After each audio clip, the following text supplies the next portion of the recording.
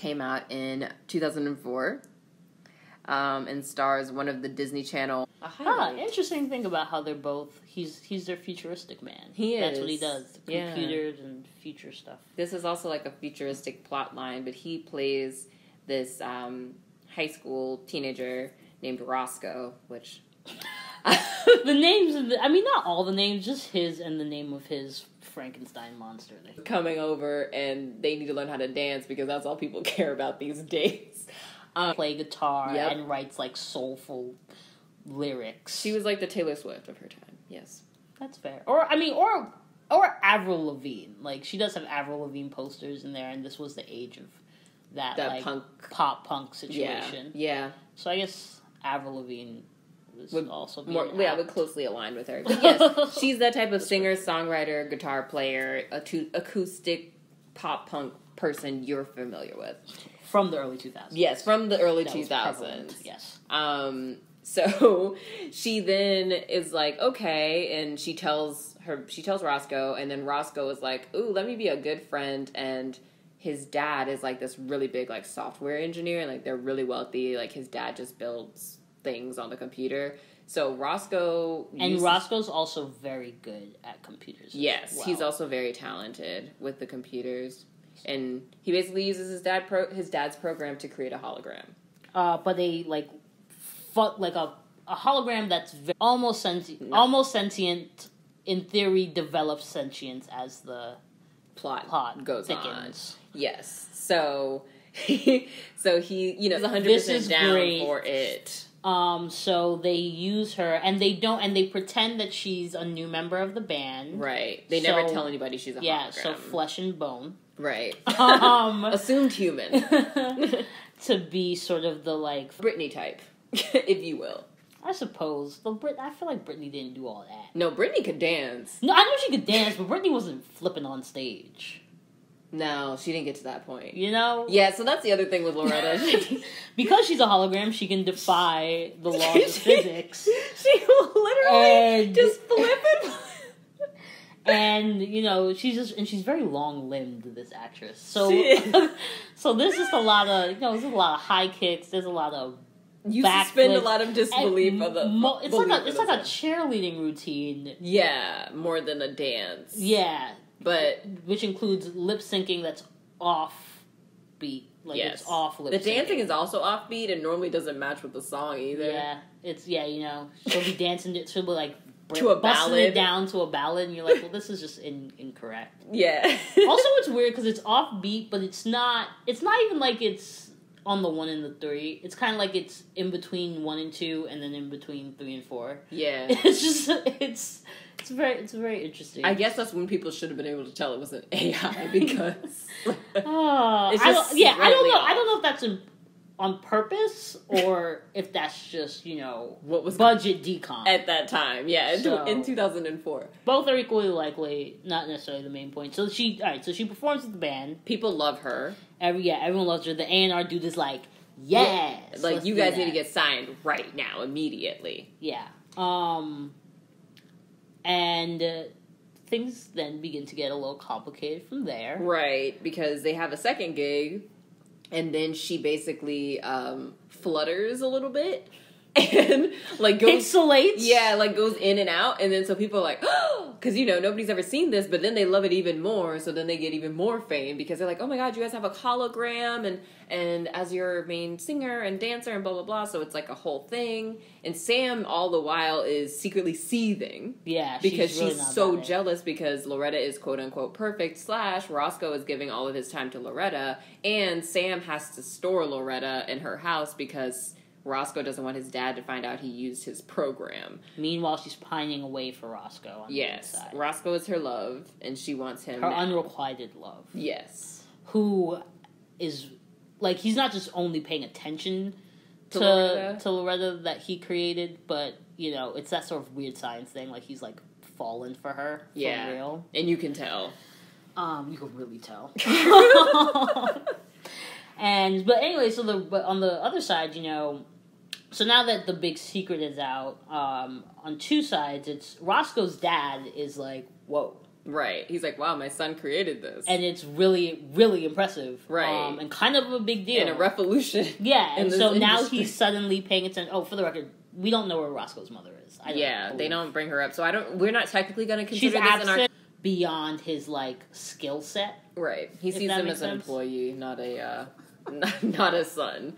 And that's... Or like a potential protege type situation. Yeah, like a mentee. Yeah.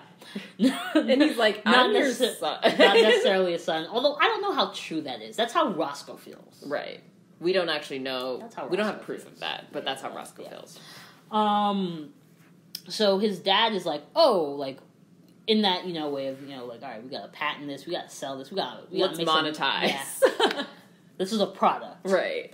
On the other side, the record label is now like, oh my god, this is literally the best artist or talent situation that we've ever had because it doesn't need to eat, doesn't need to sleep. We can work it all day. It can just pump out albums. It can just show up in different places. We don't gotta put it on a plane. Right. It's so they're like, okay, we gotta build a contract with, I guess, the owner of this program. Right. Which is Roscoe's father, technically. Yeah.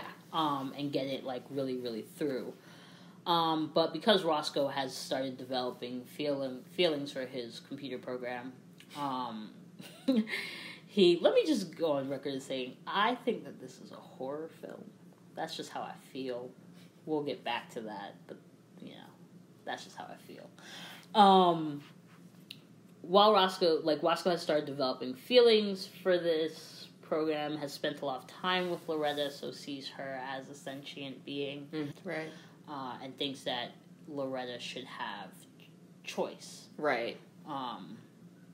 In whether or not she's going to perform or just, do anything. Yeah.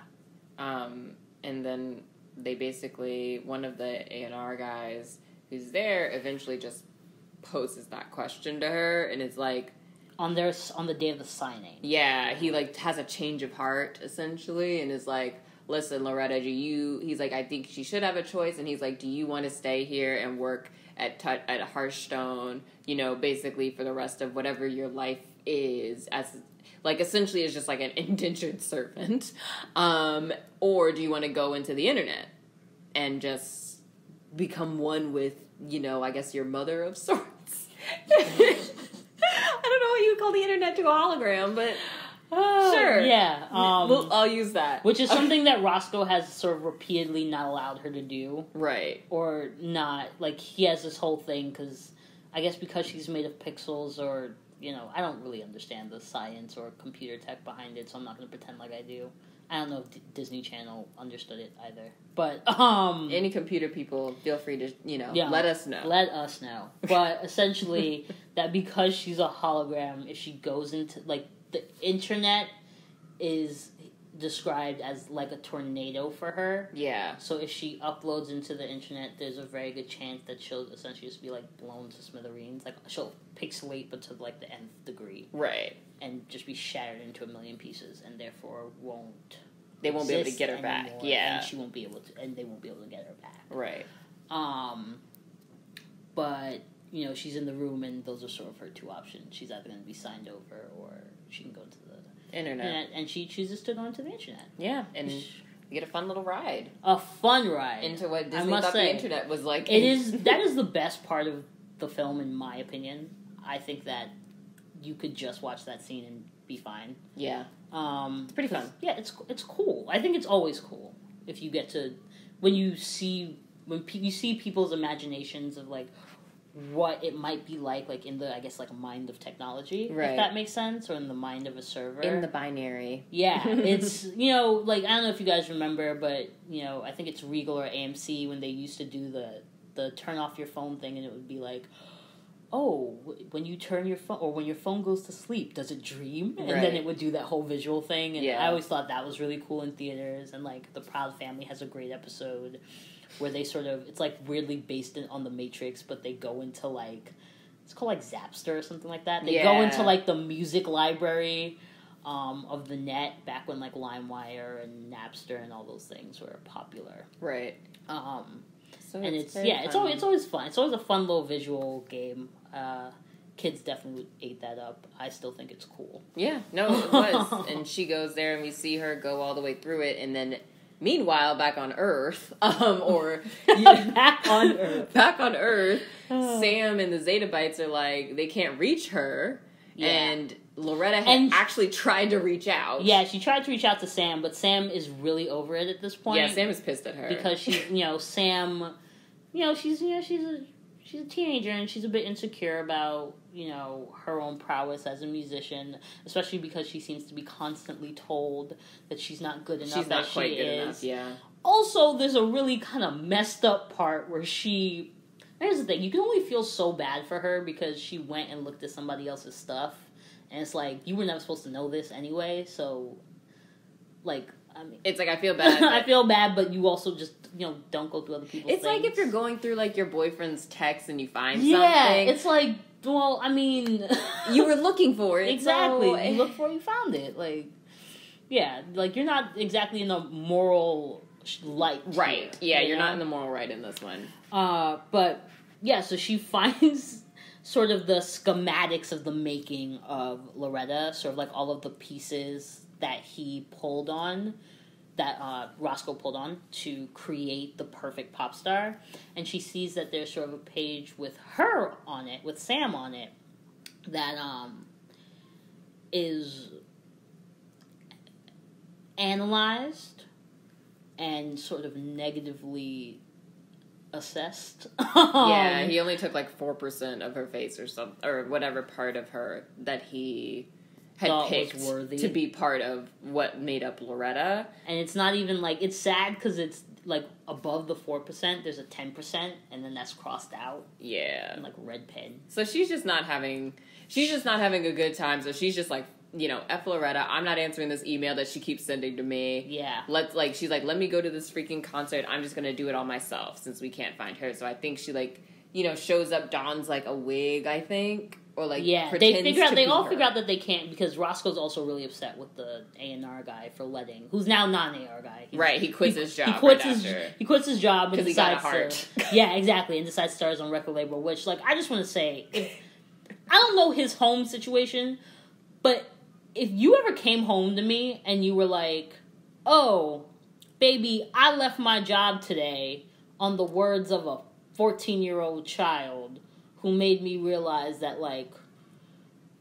everyone should have choices in life, I'd beat the shit out of you. I would be very upset. But, okay, fine. Yes. That's what happens. So then, they start performing, the Zetabites, and because Sam can't actually dance, that was the original issue that we had. Yeah. She falls down. Yeah. Well, she's trying to do a flip, so she's trying to be Loretta. She was doing fine for, a couple seconds, and then... She was. It was looking like an upswing, but, this was the bottom of the second act, so... Right. So then she falls down and basically gets a concussion and falls into a coma.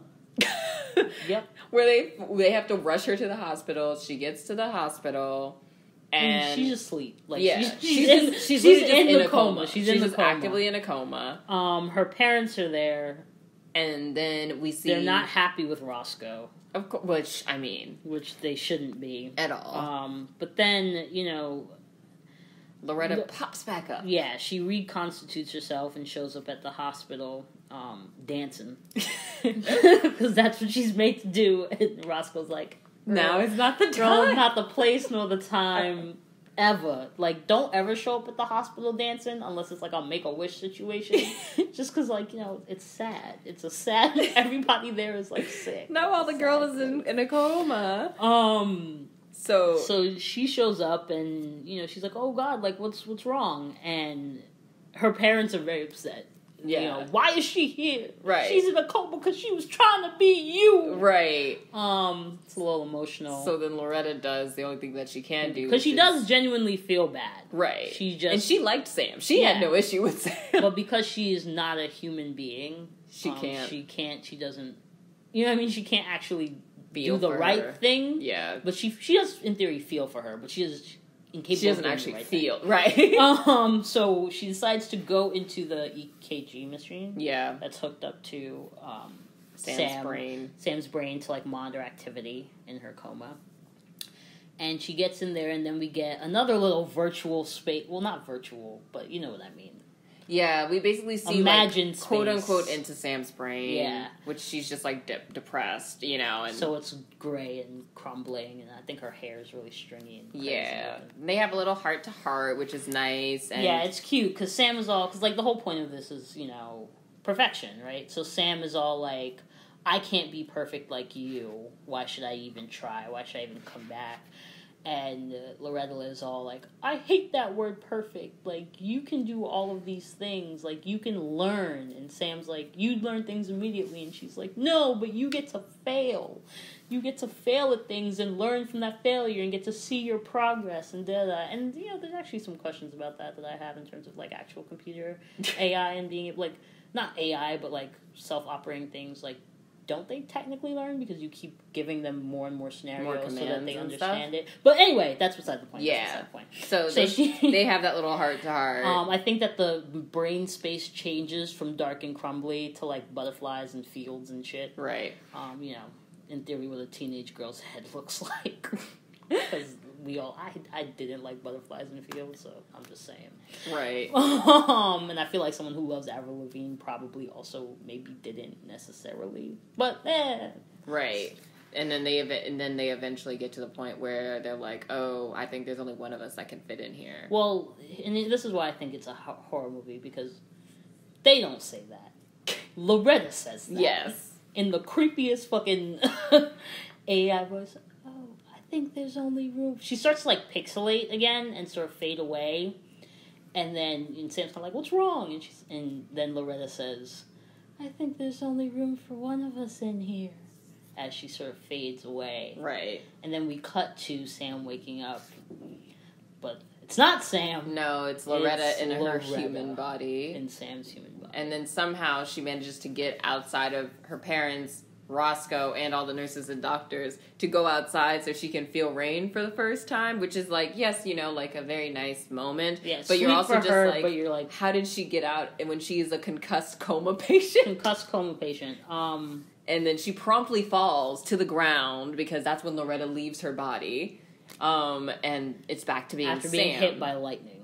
Right, yes, she's hit by... So let's keep track here. We have a concussion that goes into a coma that then goes into lightning. Then you hitting your head again on the sidewalk because you got hit by lightning. And somehow Sam still comes back fine. Perfectly fine. She's perfectly fine. And then like the final part is again, all because of Loretta. Like if Loretta hadn't gone into the internet, Sam wouldn't have gotten the concussion to begin with. Like, right. All the AI's fault. Well, technically all Roscoe's fault for creating said all Roscoe's fault. You're right. Don't blame the program. It's not, It's all Roscoe's fault. Yeah. But yes, and then it ends with the Zeta Bites like playing their final, quote-unquote, final performance, which is really just like Sam singing by herself acoustically.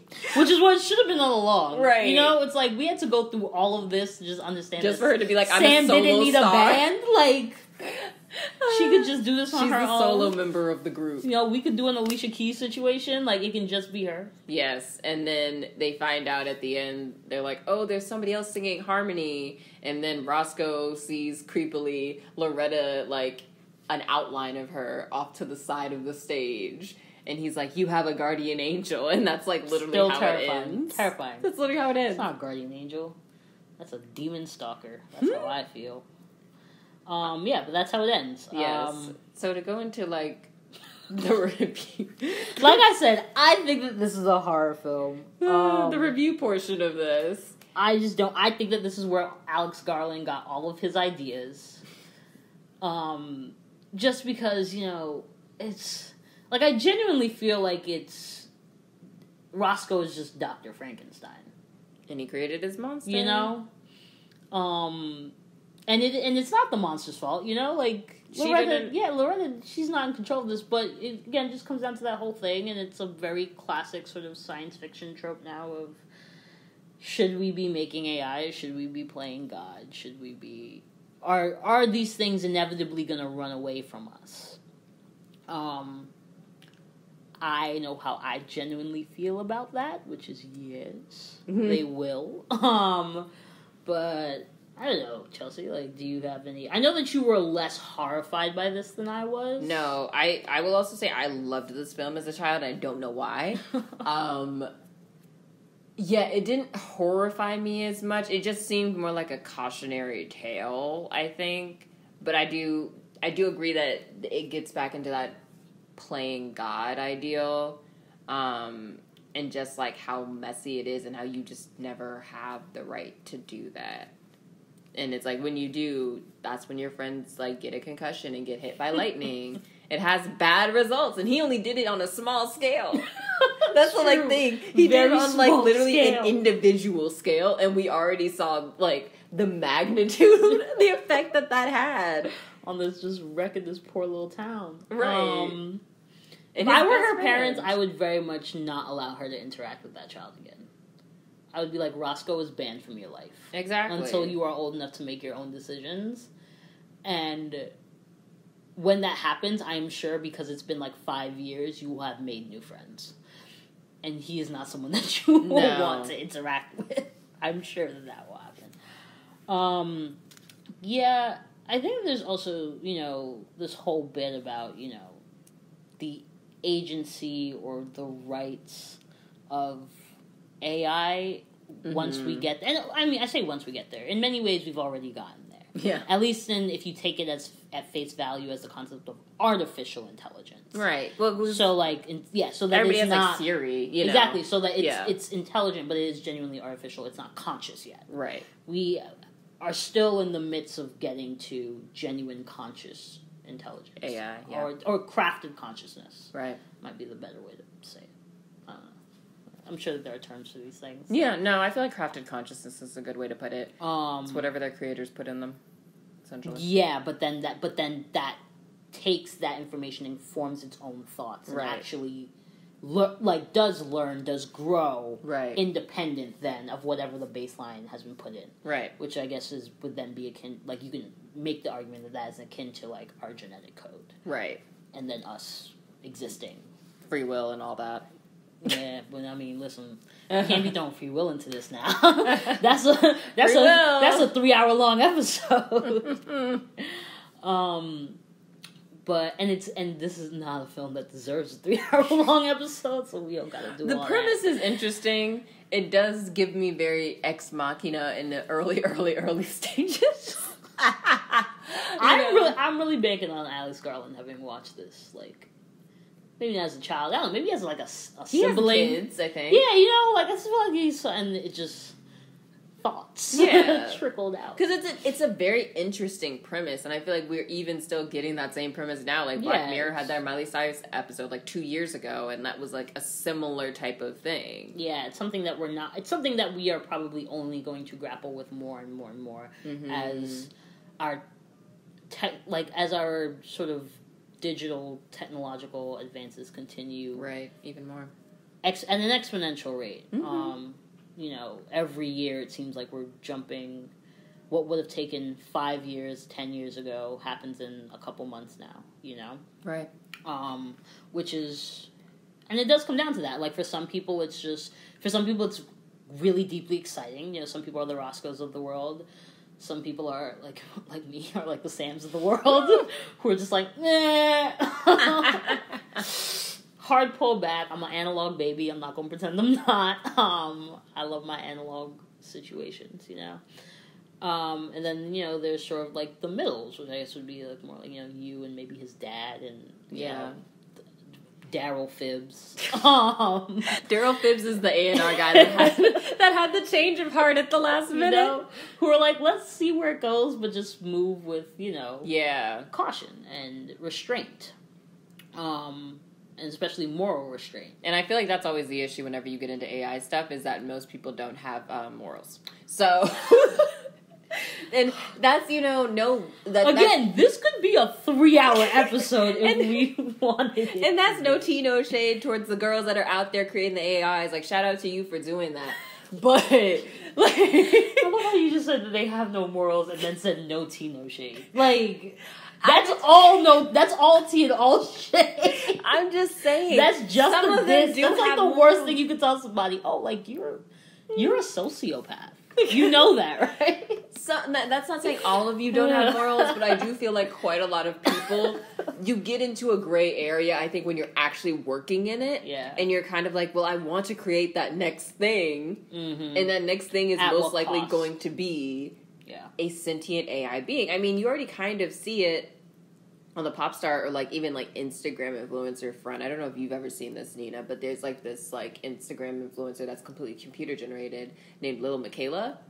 And it's actually like the creepiest thing I've ever seen. It's not okay. I don't live on the social medias, so yeah. Nina stays off the social media as a wise person literally should. for these reasons. Like, yeah, I can't. Yeah, no, that like, is terrifying. And it's like she will randomly pop up in people's stuff. She does collabs. She does sponsorships. Like, she was at, like, one of the award shows. No. Like, it's literally, like, but I feel like we're getting closer and closer. Like, strangely, Pixel Perfect was, like, right on the money. Like, low-key. That's where the AI is gonna come in. It's not gonna be to, like, cure world hunger or to, like, make a lot of money. No, this is to make a lot of money. No, sorry, let me rephrase. Or to, like... Or it's not going to be like the president. Issue. You know what I mean? Yeah. Or, it's not going to be like Manchurian Candidate, or even though that's brainwashing, it's a little different, but still. It's not going to be like a power grab or like a cure for anything. It is literally going to be like pop stars. Yeah, it's just going to be entertainment, just straight money grabs by media. Right, because they're going to be like, wait, you mean we can have actors that just like don't have to stop making movies, and then we can like have computer generated scripts? This was Disney creating its perfect child star. Yes. That's what they were secretly telling us. Is they're like, but what if we could make a child star with no issues and no parents? But then Roscoe... Oh, no, never mind. I was going to say something that made me feel so gross immediately as I thought it, so never mind. Yeah. But, Roscoe, because, Roscoe essentially ends up being her daddy. Like, that's how that works. Yeah, it's weird. It's similar to the Powerpuff Girls. Professor X is like their dad, but he's also their creator. Yeah. I mean, we do call, they do say, like, Lord Father situation. Yeah, that's what Yahweh gets a lot. Father, so-and-so, Mother Earth. Yeah. We do it anyway. We do. It's a natural thing. It's a natural thing. But yes, I think you get into a sticky space with the AIs, and this was just Disney's way of there's also going into those waters, those tech waters. And there's also this, like, I also have a thing with the morality of, creating, of man-made sentience. Like, the morality of it on that being. Mm-hmm. You know what I mean? Mm-hmm. Like, how it's unfair to create a being that is going to have all of the moral... And Ex Machina actually does this pretty well. Like, right. it's going to have all of the sort of capabilities of a real human mind, but be entirely out of control. In theory, at least at the beginning, right. Which is why they turn on you. Right. But, like, that's the narrative. That's why they turn on you, because they are entirely, like, not in control. They don't have free will. They're not in control of their bodies. They're not in control of what they do with their thoughts, with their realizations. Right. They don't get to choose that. And, that's why you have situations where, it's Westworld. That's why you can sympathize with a robot, even though it's a robot. And would never sympathize. Exactly. And the reverse would not happen. We shouldn't sympathize with the robot, but that's why you can create the narrative that that's something that will happen. Right. Because it's morally unfair to do that. Right. To that being. And it's abuse in a certain... You argue that that's like it's a form of genuine abuse. But... Yeah, so these are little fun things that pop up from watching the film, but again, it's literally just because of the nature of what the film is about. Right. It is not because it is done particularly well. No, it's not. It's not. Or because it has anything to say about that. No. In a real way. You know what I mean? Like, I think the moral of this film is, like, it's okay to be imperfect. Right. Or imperfections are beautiful. But, like... There are so many other films that do that better than this one. So many that, it's like, alright. Remember, kids, failure is an option. That's like what Disney was saying to us. It's literally what they were saying to us. It's true. And it is. It is, It is. I mean, I do think it's like I like it to a degree because I do think there is a I do think people really harp on perfectionism, especially on kids and teenagers, and mostly because a lot of parents live through their kids vicariously. Roscoe. Yes. So it's like, but I do feel like that's a very real thing. So it's like having something out there that does speak to the idea of like, you don't have to be perfect. Like if you can only sing and play your guitar and you can't dance, that's perfectly fine. It's like, there's something to it, but I do agree that, and like, there are better films. There are literally better DComs that do that. There are better DComs that do it. If you ever seen the Disney film Meet the Robinsons, it does. Good. They have a whole song reference about how he failed, and it's great. That's fantastic. And that still perfect plays in my mind. Watch that. Yes, that song still plays in my mind sometimes. Like, the kid fails, and they literally are like, "You failed! Congrats! Like, it's the greatest thing that ever happened to you because you don't learn from succeeding all the time." And it's like, yes, you don't. It's true. It's so true. But yeah, it's like there are better even Disney films that like tackle it. But that being said, would even you like show the other me is better? Yes. This is like, okay, I'm just gonna will I show this to my kids? Again, I'm not gonna stop them from watching it. I think it's a harmless movie. Like, it's literally, you know what I mean? So there aren't gonna be many DComs that I stop my kid from watching. No, I think I'd be like, it's kind of hard pressed to find. There are obviously a few that we have encountered or that fall into that category. Like Cat Strike. But just take it all the way back. But like. Which is crazy because I did love that as a kid. I mean, I love this, so exactly. But it's like, it's not like it's not bad. There's nothing about it that's bad except for like the storytelling and the production. But again, that's just the film. You know what I mean? That's filming. There's nothing. It's the technical aspect. Exactly. Of the film, there's nothing. The film itself. Yeah. There's nothing about like the story that I have an issue with my kids engaging with. I would not watch it with them. I would hope that it doesn't become a favorite so that it's on a lot. You know what I mean? Yeah. I would hope that there's a low replay factor because, like, I'm not trying to have this like that stuck in my head all the time. You know? Yeah. Like, nothing's wrong with me. I can take Frozen. I can't take that. Yeah. You know what I mean? So only one blonde. Yeah, it's like you gotta pick one. Only one blonde. And it's not Loretta. Yeah, it can't be Loretta. Also, her name is Loretta. I just don't. Okay, but yeah. So I wouldn't like they can.